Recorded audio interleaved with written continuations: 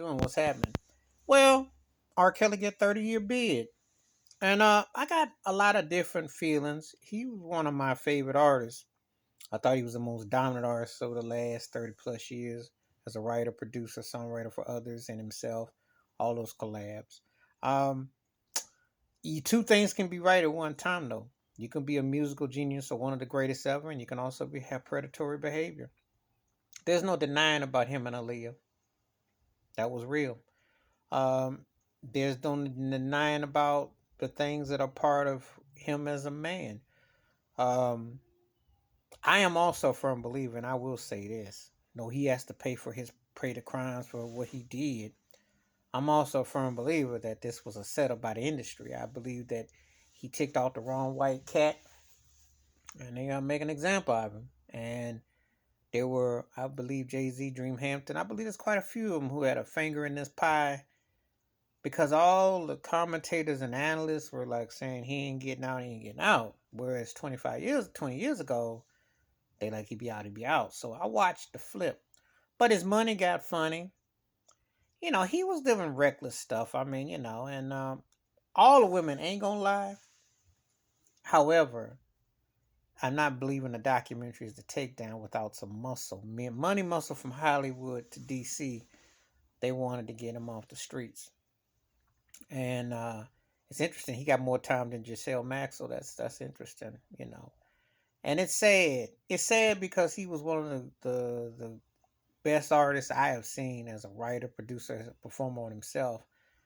And it's sad that black entertainers don't get to do that. One thing, couple flaws on his part. If he wanted to be like Jerry Lewis and be with a young girl or something like that, well, listen. In the hood and in the industry, they do it all the time. However, he built up some enemies. He built up some people who wanted to take him down. And I know this ain't about justice completely because if they were about it, they would have gotten him 20 years ago. But he was a cash cow for the industry. So, it's a waste of talent and an artist that should have been going older and expanding his horizons. He got abused as a kid, and but that didn't stop. They gave him the full max.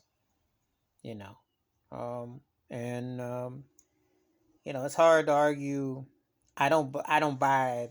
I buy that yes, he had to get charged, get convicted of something. I don't buy the timing of it. The timing of it is most suspect to me.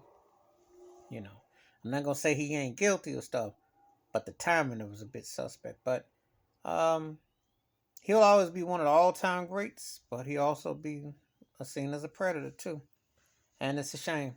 It's a sad day for black artistry, especially when someone has had the success and the impact and the reach that he had as an artist, because that's a gift.